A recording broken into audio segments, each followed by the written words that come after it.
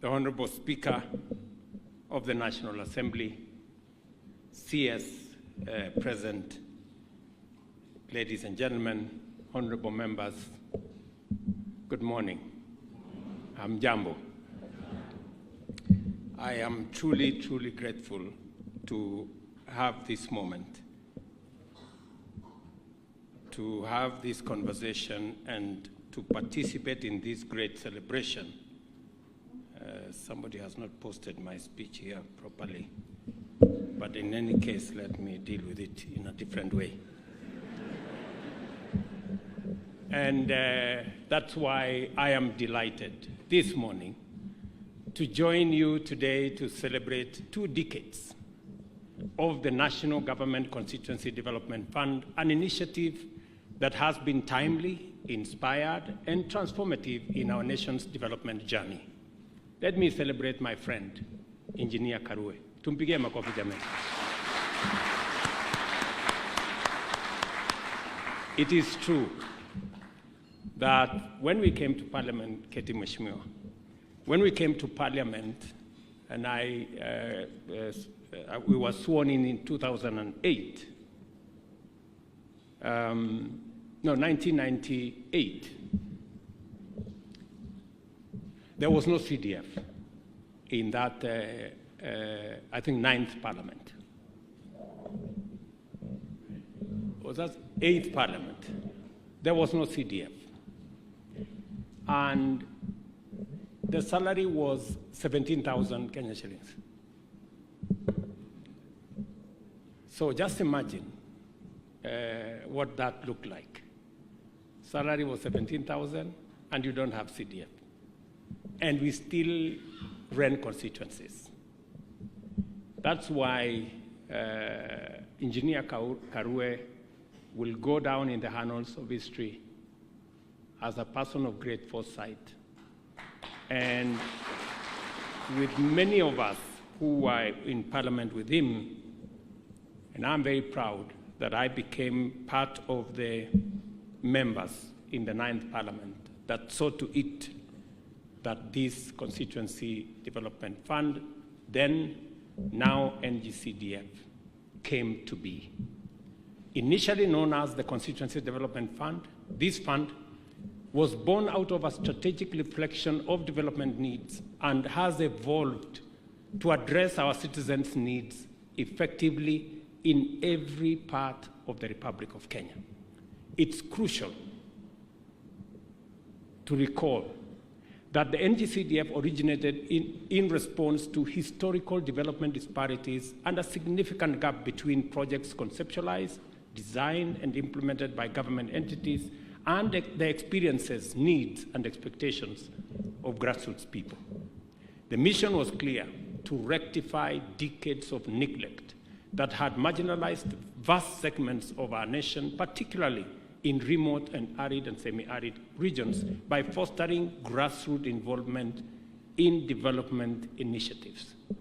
It is not an exaggeration to state that the advent of NGCDF finally delivered the framework which addressed the hopes and yearnings of people of Kenya for inclusive development, social justice, equity, and prosperity, which had eluded various policies and interventions starting with Sessional Paper Number 10 of 1965 on African socialism, and development programs and decentralization strategies like the District Forecast for Rural Development in 1983.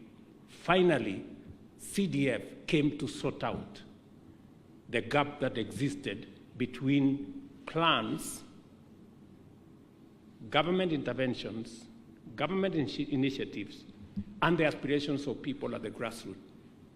Engineer Karue has explained to us very well the disconnect that always was there. And the standard answer in Parliament was, this and this is going to happen, and members used to ask questions, and it was a ritual that ended up with when funds become available. And the funds never became available, as it was. The Constituency Development Fund Act of 2003 marked a significant turning point in our approach to development.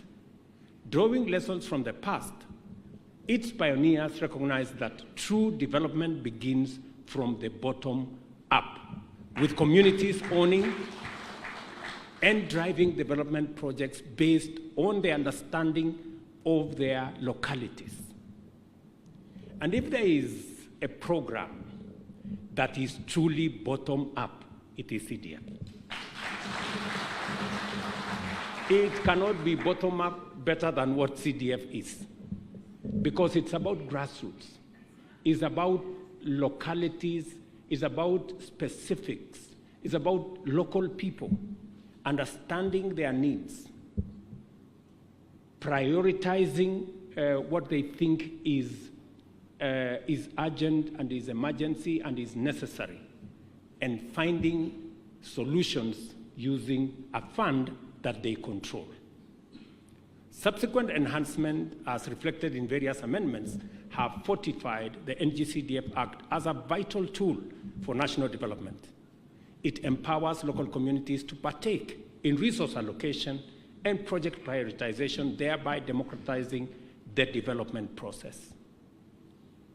When we talk about democratizing development process, it's those people in that village that they decide that we want to build a school here, that our priority is extra classrooms, that our priority is this project, and them realizing that dream because they made the decision.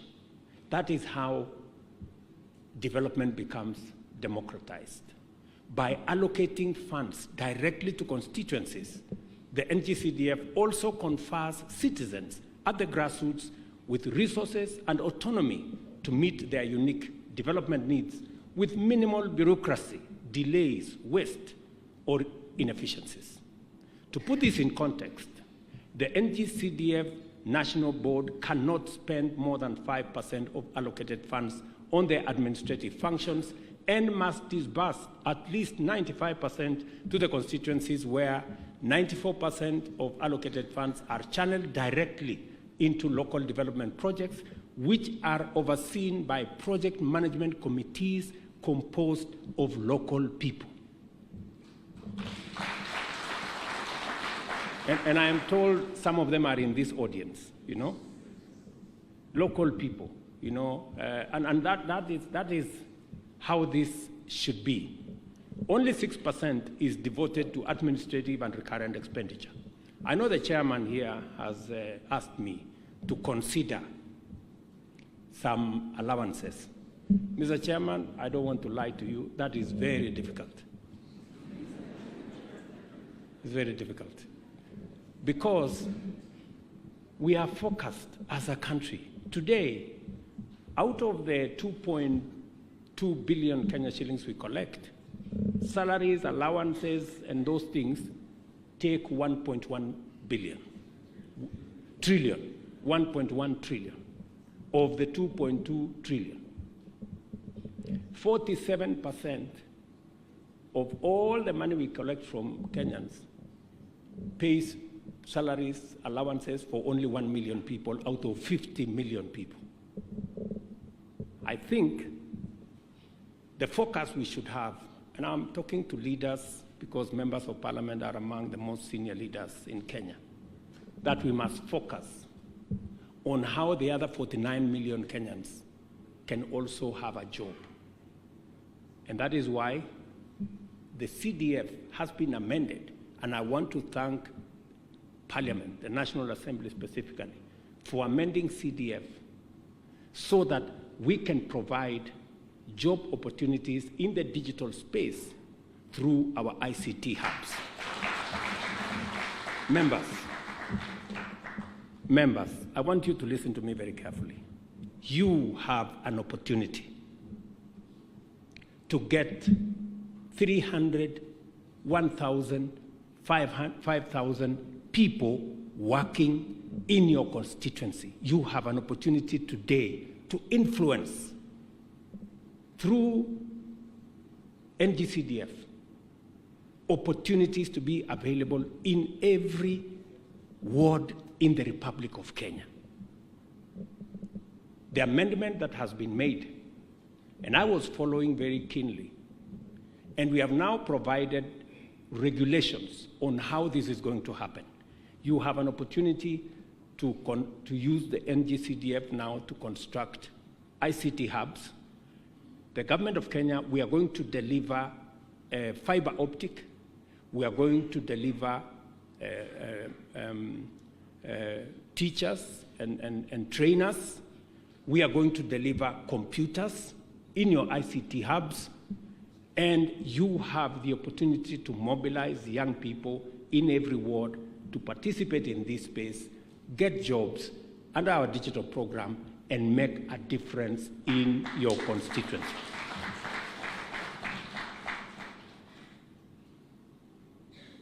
I don't know whether members of parliament understand the opportunity that is available to them. I am informed that only 91 constituencies have actually made proposals for their ICT hubs. I am asking myself, the other 200, or what, how many? 199. What is going on in their heads? I mean, surely, friends, I mean, what we are asking you is, those people who woke up very early to vote for you and they don't have a job, they have given you a job, you have a salary. You now have an opportunity kurudisha mkono. Please. Na mkiendelea namna hii nitawashtaki. Yeah? Those people, you now have an opportunity through this program to also get 200, 300, 400, 1,000 of them to also earn an income and also become part of the economy of Kenya. CDF is very important. The efficient allocation model has significantly improved the visibility and impact of NG-CDF projects nationwide.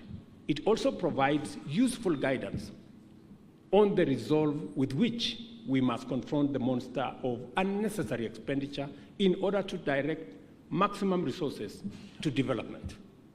And that is why I have said by 2027, we must have reduced our recurrent expenditure from 47% at the moment to 35%. Let me ask you, if it is possible for CDF to spend only 6% or 5% on administration, why would we not spend 65% on development and 35% on recurrent? CDF has already demonstrated to us that it is doable, and therefore that should be our strategic focus. Today, NG-CDF stands as a testament to the power of a people-driven development agenda and the government's commitment to inclusive and democratic development. It has also become a reliable source of support for essential sectors such as education, health, and security. Through NG-CDF, 3,087 new schools have been established countrywide, 1,369 primary and 1,718 secondary schools across Kenya. By building accommodation facilities, the NG-CDF has also facilitated access to basic education for close to 900,000 learners and enhanced transition rates to secondary schools. It has also reduced the distance covered by learners and lowered the school construction financing burden on parents. Additionally, the NG-CDF provides about 15 billion shillings every year towards bursary schemes, benefiting an average of 1.2 million deserving learners from poor backgrounds. I want to encourage members. As you are all aware, we have changed the bursary or the model of funding of both our TVETs and our universities. And it is because we must be honest. We committed as government that we are going to provide 80% scholarship. We did not, because the resources were not there. We provided 40%. And for almost 10 years, our universities and TVETs almost ground to a halt. In fact, they had ended up with bills upwards of 60 billion. Some of the universities did not even have money to pay salaries. Imagine, universities were paying half salary for lecturers because we had a dysfunctional model. I'm very happy that we are now engaging with universities. Under our new model, we have some revision to do in certain areas. We are working with universities, but I want to say that model is now responsive. And I want to urge members to disburse the CDF bursaries in a way that the most vulnerable benefit. That is the model that we have also adopted. I mean, there are parents, like those of us seated here. Why would we want to give the child of Rigathi Gachagua or William Ruto 80% bursary at the university when we have been paying 200,000 per term in the secondary schools? I mean, it's really dishonest, you know.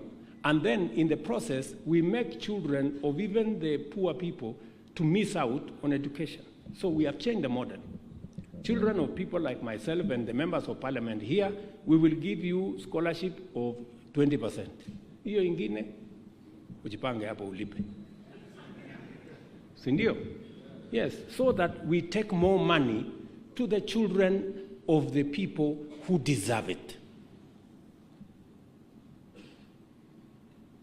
So, nimesikia wabunge wengine wanapiga kelele, sijui namna gani. Hapana, hiyo story si mzuri. Nyinyi lipeni pesa ya watoto wenu, na mimi pia nilipe.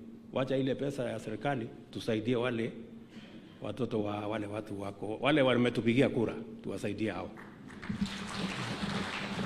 Further, the NGCDF has entered into a collaborative framework with the Ministry of Education to support the establishment of teacher training institutes, and I have opened some of them. So far, 155 TTIs have benefited from this collaboration. And I want to assure members here that we have now gotten approval to equip another 70 technical training colleges around Kenya. I know members of parliament, most of them have been to my office, some of them have asked in different meetings when we are going to equip some of those TVETs. I now want to confirm to you that it will happen very shortly.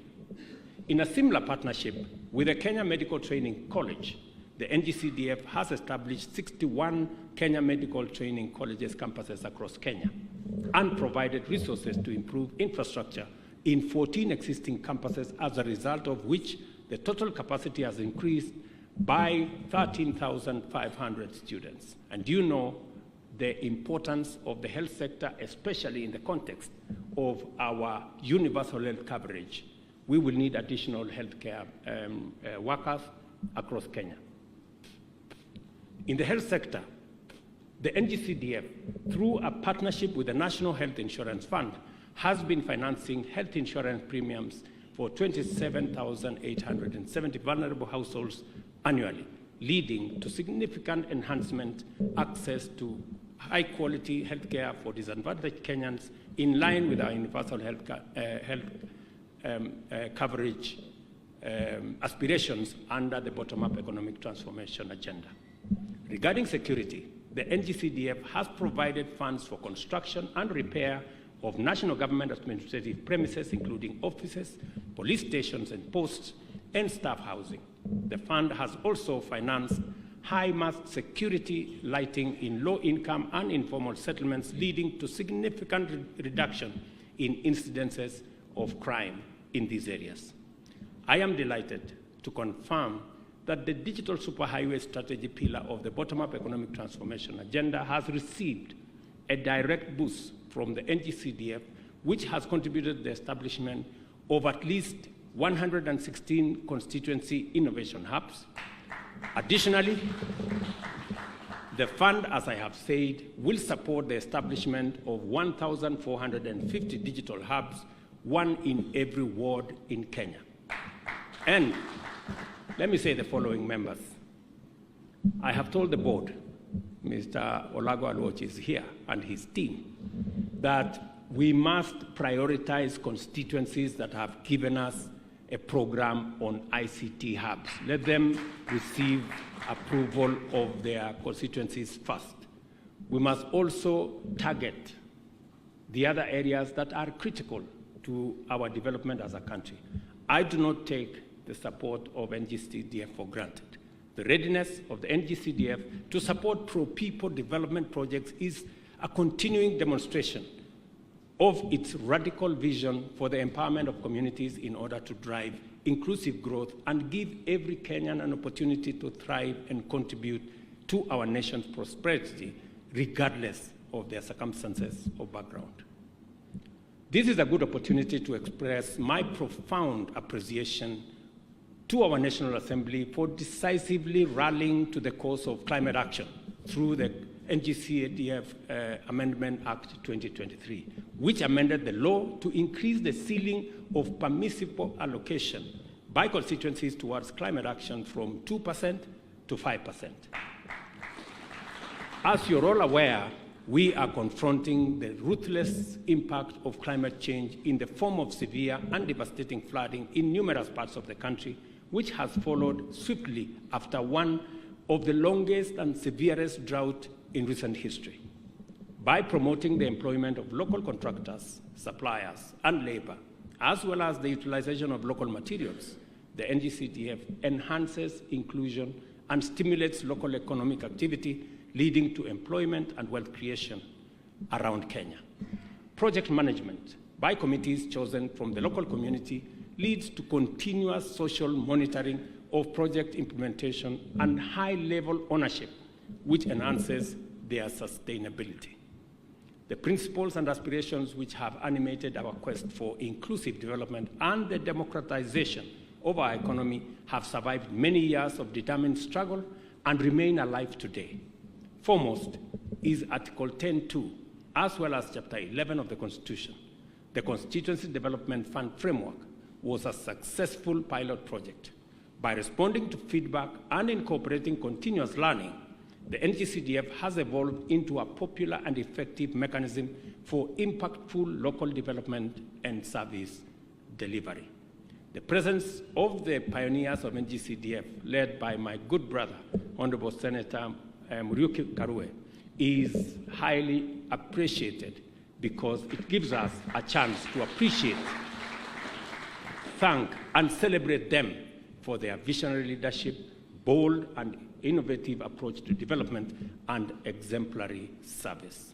It also reminds me of the wonderful work we were able to do through CDF in my time as a member of the National Assembly. Many will remember that my constituency was awarded several times for the best use of funds. I say that very proudly, and I say that to contextualize and so that every member of parliament here understands that CDF is a very important instrument for intervening on locally developed priorities at the grassroots. And because you hold that instrument, it is sacrosanct. And I promise you, members, you don't need anything else. If you use CDF properly, you will be re-elected. Just that. Because CDF puts at your disposal close to 600 million in your term of 5 years. Friends, with 600 million, if you cannot win an election, then you have, wewe ni bure kabisa. Surely. Ati mtu tu ametoka huko, amefanya ukarabati, mpaka amekufukuza. Na umekuwa na 600 million, unaenda hapa unatangaza, shule, unaenda hapo unatangaza, alafu unashindwa. And I want to say this without fear of any contradiction. Any member of parliament who presides over the misappropriation of CDF or the theft of CDF should never be elected. They should never be elected because it is the ultimate betrayal of the people who elected you. The people of Kenya have elected you, you have a salary of $1 million. And then the money that is meant for the bursary of the children, the money that is meant for the education of their children, ati wewe umeenda kuhangaika naye hapo mpaka ikapotea. Hapana. Hapana. Wacha tuambiane tu kweli. Mtu kama huyo afukuzwe kabisa na mapema. And therefore I want to say, this is where the seeds of the bottom-up economic transformation agenda were sown. And that is why I believe in bottom-up, because I could see the transformation CDF was making in local communities. As we celebrate this milestone, we must also recognize the challenges we have faced, including legal hurdles that require legislative responses to align the fund with constitutional imperatives. Our journey continues with a commitment to refine and adapt our strategies, ensuring that NGCDF remains a beacon of sustainable and equitable development. Let me say this in closing. Those of us who are in the 9th Parliament, and my friend Ekwe Thuro was there with us and all the other people, yeah? We had the privilege of participating in the house that eventually brought CDF to be. And we are very proud of that moment. That's why we celebrate Karue and all the other people. Because this was the beginning of realization by local people in every part of Kenya of their aspirations that they could participate in meaningful development and decision-making and eventually see development that they have participated in canvassing. You, as the 13th Parliament, you have the single opportunity to make sure that CDF becomes constitutional.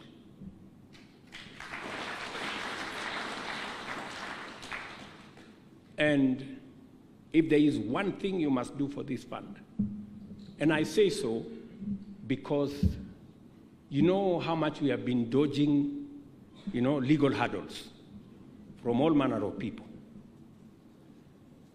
And the cure, that's why when I came into office,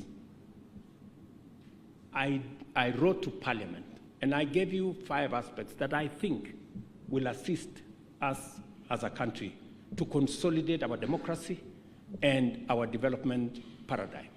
One of them is to make CDF a constitutional provision. That way, we will stop litigants from all manner of games. So those of us who had the privilege to bring this to be by joining Engineer Karue in the 9th Parliament, we want to see you as the 13th Parliament make your contribution also by making this CDF constitutional. The NARCO report is hanging somewhere in Parliament, and I don't know what it is doing. It was done, it was finished. Wewe leader of majority na leader of minority na hiyo watu wengine wote mwarakishe hiyo maneno, kwa sababu sasa mnasikia iko kesi, kuna hata kesi nyingine sijui itaamuliwa next week. Sasa tutakuwa tunahangaika na hii kesi na tayari tumeshapitisha report. Sasa bunge nyinyi mnasijui mnakunya tu chai hapo hapo kwa members launch, si muende mpitishe hii kitu ndio tuache kuhangaika na makesi, si ndio? That is one responsibility I want to charge you. Number 2, I also want to ask Parliament to use the power of CDF to work with us on making sure that the funding model in the education sector is responsive to the vulnerable. As we reorient the funding model for our universities and TVETs, you too must work with us, because 15 billion every year is a lot of money.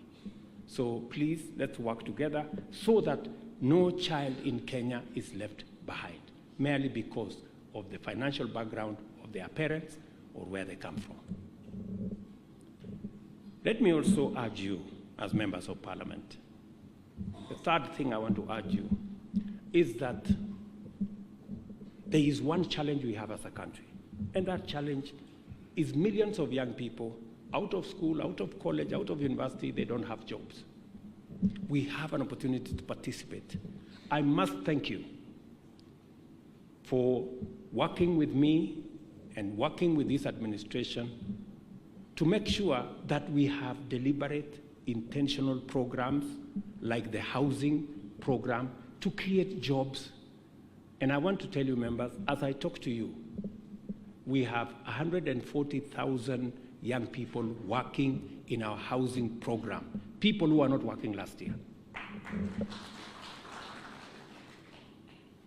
I also want to urge you, the other program that is going to create job opportunities for young people in Kenya is the one I have told you about, the digital space, digital jobs, and ICT infrastructure is going to assist us in making sure that we democratize these opportunities to every ward in Kenya. We have changed the law, thanks to Parliament. Now you have the requisite latitude. And I have told the NG-CDF board to prioritize the deployment of the resources that we are making available. And I have committed that every shilling that is due to CDF will be paid before we close the budget. Because I understand the necessity and the importance of prioritizing CDF, because it gives us value for our development. So members, please, let's work together. In fact, my estimation is that if we started now, we just need between 3 and 4 months, and all the ICT hubs will be ready in Kenya. Then the responsibility for me is to make sure that they are equipped with computers, we have deployed ICT internet infrastructure, and we have trainers for the young people in those areas. The other fourth thing I want to ask Parliament, because I rarely get an opportunity like this to talk to members of Parliament, is the challenge of climate change. Members, you know very well, we've just come out of a devastating drought, hardly a year and a half ago. We lost 2.5 million heads of livestock. We had serious challenges with our food security. But straight in, we've ended up in another crisis of floods, mudslides. So if anybody doubted the challenge of climate change, it is starkly with us. And that is the reason why I encourage Parliament to change the NG-CDF Act so that we can have more resources to deal with matters environment. We have concluded the plan with the Ministry of Environment. The Cabinet has just went through it 2 days ago, and now we are ready with the plan. We expect every school that is under the patronage of members here to participate in this exercise, growing of seedlings, and we have a whole elaborate plan on how we are going to manage our environment. You know the danger where we are today. We have many citizens in precarious situations, in riparian reserves, in different parts. And I want to really appreciate the many Kenyans who have stepped forward, and they are working with us to move away so that they can be evacuated and for their own safety be able to be relocated to other areas. I want to urge Parliament to fully deploy its weight and the resources and the leadership of members of Parliament in matters environment. Growing of seedlings, making sure that the tree planting exercise goes on in every part of the country, and I am looking forward to a partnership with you, specifically for my friends in Nairobi, the members of Parliament in Nairobi. Nairobi is our capital city. Unfortunately, among the counties where there is a very big challenge of kids who are not in school, it is in Nairobi. Many kids in informal settlements are not in class. And that's the reason why I made a deliberate intention. And I said we are going to build an extra 3,500 classrooms in Nairobi County. We have allocated the first 1 billion shillings to do the first 1,000 classrooms. I have asked CDF to work with the Nairobi County members of Parliament, prepare the necessary proposals so that we can fund, and I want this to happen before the end of this budget. In the next 2 months, we must conclude it, so that we can get our children in Nairobi to go to school. Finally, let me thank, in closing, I extend my deepest appreciation to all who have contributed to the success of CDF, particularly the visionary leaders, dedicated committee members, and the resilient communities we serve. Let us continue to work together with unwavering commitment and unity to build a brighter future for all Kenyans. In the era of the Kenya National Vision 2030 and bottom-up economic transformation agenda, the CDF finds itself in its natural strategic habitat. As long as we stay the course and put in the work, and as long as we protect the funds entrusted to us with unwavering vigilance, the Kenya of our dream is within reach. Members, let me appreciate all of you, and I know those who have come from different constituencies of Kenya. Thank you very much. Constituency managers, members of boards, chairmen of different committees in different places. Congratulations for the great work you are doing. You are making all of us proud. Asanteni sana. God bless you. And I am sorry because I have another assignment. I may not take long after this, but please, this is an occasion that deserves celebration because for real, this has made a difference in Kenya. Asanteni sana. Thank you very much and God bless you. With your permission, Your Excellency, we'll request you remain on stage for the presentation of a memoir that will be presented to you by Honorable Olago Oluoch, the chairperson, CDF.